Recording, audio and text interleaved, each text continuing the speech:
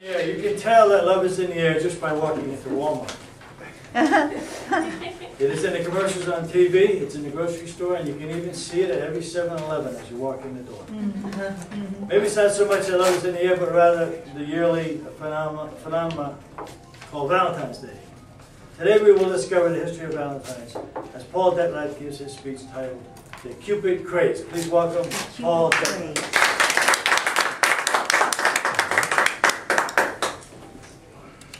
Roses are red, violets are blue. Did you get it? You are so beautiful, and I love you. How romantic. All the women are going on, all the guys are going off. Think about it. When you think about Valentine's Day, women start thinking of romance and flowers and boxes of chocolate shaped like hearts. And men start thinking of some chubby little kid in diapers with weapons aimed at them. Big disparity. Today we'll try to discover some of the vicissitude of Valentine's. Want a little fact on women versus men? This year it is estimated that 1 billion cards will be purchased for Valentine's. 85% of those will be purchased by women. That is only second to Christmas, with 2.6 billion cards.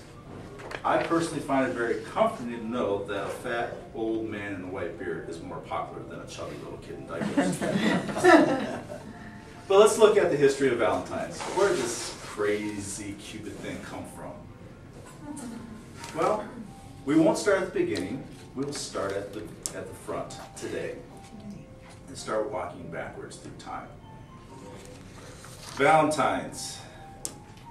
In 1797, there was a book written in Britain called The Young Man's Guide to Valentine's Words. Because nobody really knew how to write appropriately for Valentine's. And when that book came out, it so happened that postage went down and everybody started sending Valentine's cards. But since postage was so cheap, they could do it secretly.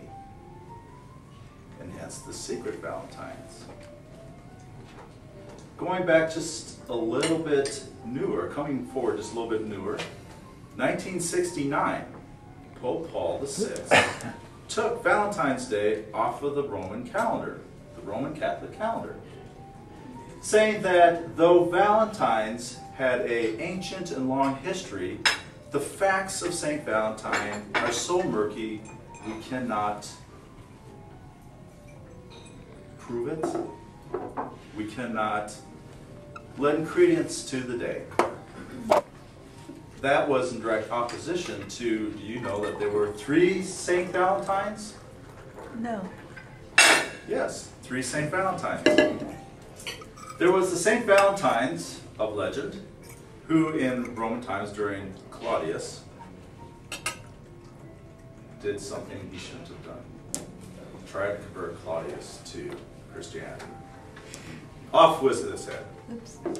Or there was the other Valentines that went behind the Roman emperor's back because the Roman Empire decided to make a decree that no young man should get married. But St. Valentine's would do it in secret because he felt it was wrong. Off with his head. Or there was a third St. Valentine's who in Africa was martyred along with his cohorts and nobody really knows much about him. And who's the real St. Valentine's? What about that chubby little kid in diapers? Well, as it would have it, with most of our major holidays, they are based on pagan mythology and pagan dates. Cupid was a Roman god who was the son of Venus, the goddess of love. Well, there happened to be a young woman on earth, a mortal, named Psyche, who was extremely beautiful. So beautiful that Venus was jealous. So she ordered her son, Cupid, to get rid of her, to punish her. Cupid came down to earth and saw the beautiful Psyche and fell in love. Fell in love so much so that he decided to make Psyche his wife. But there was one caveat. Psyche could never look at Cupid. They were happily married. He created a godly world for her that was just beautiful mansions and gardens and creatures. But Psyche's sisters one day convinced her to look at Cupid. She did. And her penalty was Cupid left. And all those wonderful gardens and palaces and creatures left. And there Psyche was, in the middle of the field with nothing around her. She was distraught. She was heartbroken. What should she do? Let's go to the goddess of love, who was trying to destroy her anyways. But let's go to the goddess of love and see what I can do to win my Cupid back. So Venus set her challenges that were each more difficult than the last. Until the last one, she presented her with a box and said, Psyche, you have to go to the underworld, and you have to get the beauty of Hades' daughter.